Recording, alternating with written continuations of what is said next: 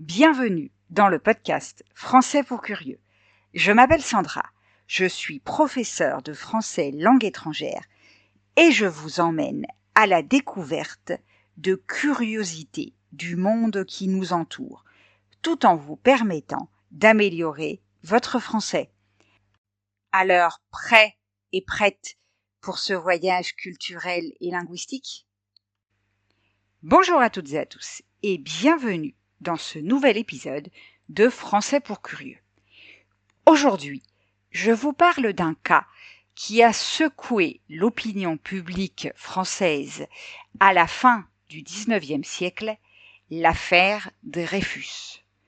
Comme d'habitude, un peu de vocabulaire utile afin de mieux comprendre l'épisode que vous allez écouter. L'antisémitisme.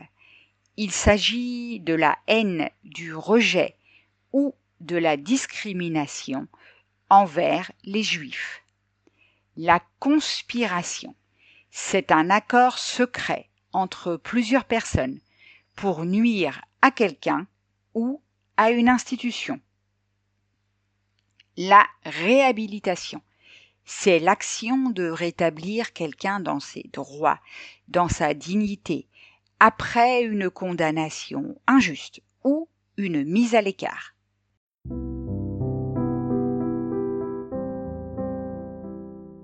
Entrons maintenant dans le vif du sujet et commençons par le contexte historique et politique.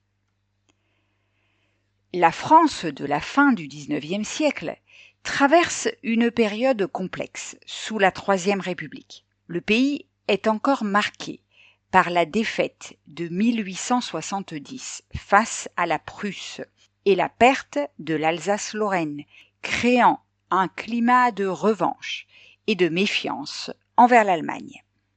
Cette période est également caractérisée par des tensions internes envers les républicains qui cherchent à consolider le nouveau régime et les conservateurs monarchistes qui contestent la légitimité de la République. L'armée occupe une place prépondérante dans la société, considérée comme le pilier de la nation et gardienne de l'honneur national. Le contexte est par ailleurs aussi marqué par un antisémitisme croissant, alimenté par des publications comme La France juive d'Édouard Drumont, qui connaît un succès considérable. Le déclenchement de l'affaire intervient dans ce contexte tendu. En septembre 1894, le service de renseignement français intercepte un bordereau adressé à l'attaché militaire allemand, listant des informations confidentielles sur l'armée française. Les soupçons se portent rapidement sur le capitaine Alfred Dreyfus, notamment en raison de son origine alsacienne, mais aussi juive.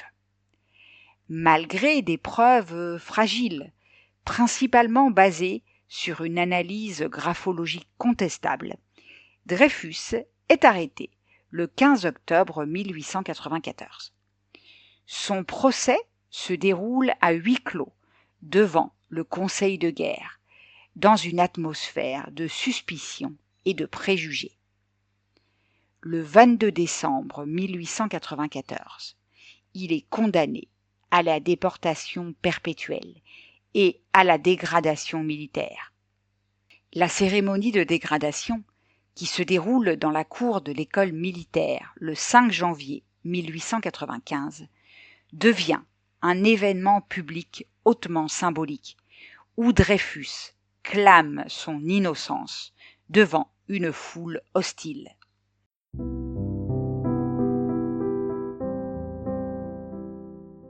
L'année suivante, en 1896, le nouveau chef du service de renseignement, le lieutenant-colonel Georges Picquart, découvre que l'auteur du bordereau est en réalité le commandant Ferdinand Walsin-Erstasy.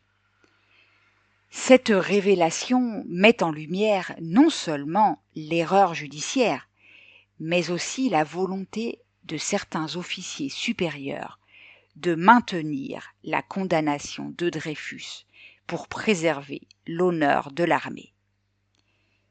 Picquart est muté en Tunisie pour l'éloigner de l'affaire. Le commandant Hubert Joseph Henry, pour protéger Eustachie, va jusqu'à fabriquer de faux documents accablant Dreyfus. Cette falsification, découverte plus tard, conduira Henry au suicide en 1898. Ces événements révèlent l'existence d'une véritable conspiration au sein de l'état-major pour empêcher la manifestation de la vérité. D'un autre côté, il faut souligner que la presse joue un rôle crucial dans l'évolution de l'affaire. Premièrement, rappelez-vous qu'à cette époque, la presse est le moyen d'information. La radio n'a pas encore été inventée, la télévision, évidemment, non plus, et donc tout le monde s'informe par le biais de la presse. Les journaux se divisent en deux camps. D'un côté, la presse nationaliste et antisémite, menée par la libre parole d'Édouard Drumont, encore lui, qui exploite l'affaire pour attiser la haine contre les Juifs. De l'autre, des journaux comme l'Horreur qui militent pour la révision du procès. Le 13 janvier 1898, Émile Zola publie dans l'Horreur son célèbre « J'accuse », une lettre ouverte au président de la République qui dénonce la machination contre Dreyfus. Cet article marque un tournant majeur, provoquant une mobilisation sans précédent des intellectuels en faveur de Dreyfus. Des figures comme Anatole France et Georges Clemenceau s'engagent dans le combat pour la révision du procès. L'affaire Dreyfus divise profondément la société française. Les Dreyfusards rassemblent généralement les républicains, les socialistes, les intellectuels et les défenseurs des droits humains. Les anti-Dreyfusards regroupent les nationalistes, les catholiques conservateurs et une grande partie de l'armée. Cette division traverse toutes les couches de la société, séparant parfois les familles. Les manifestations et contre-manifestations se multiplient, créant un climat de tension extrême. L'affaire révèle et exacerbe les fractures idéologiques de la société française, entre laïcs et cléricaux, entre nationalistes et internationalistes, entre défenseurs de l'ordre établi et partisans des réformes.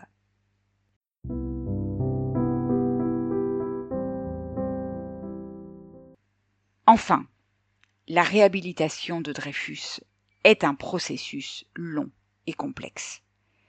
En 1899, suite à de nouvelles révélations et à la pression de l'opinion publique, un second procès est organisé à Rennes.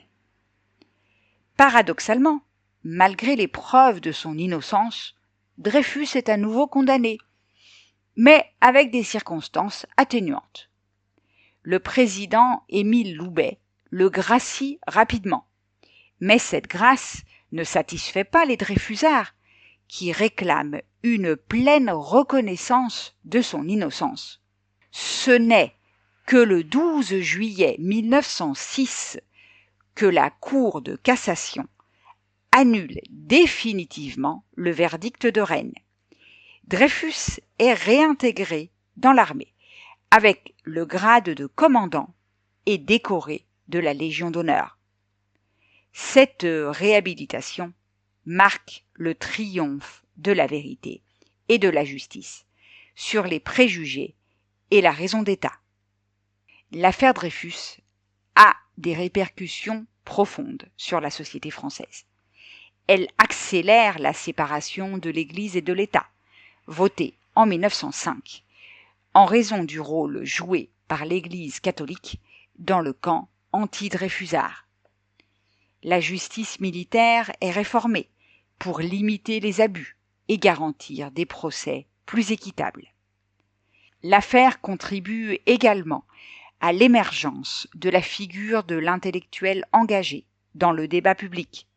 Elle renforce le camp républicain et laïque, tout en discréditant durablement les mouvements nationalistes et antisémites.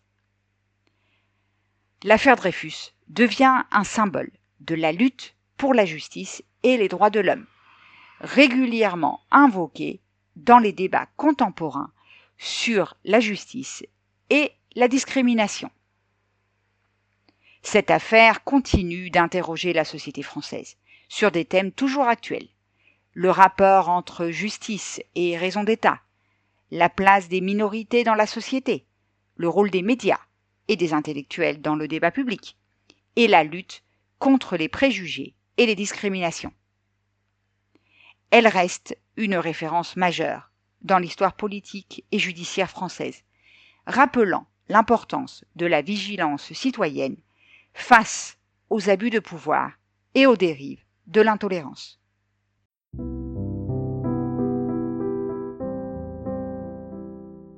Et voilà, nous arrivons au terme de l'épisode d'aujourd'hui. J'espère que vous avez aimé ce que vous avez entendu. Si c'est le cas, je vous invite à laisser un message sur votre plateforme d'écoute préférée et à partager l'épisode autour de vous. Rappelez-vous que si vous voulez continuer à améliorer votre français, vous pouvez trouver d'autres activités en vous inscrivant au club Les Grands Curieux. On se retrouve la semaine prochaine pour d'autres curiosités.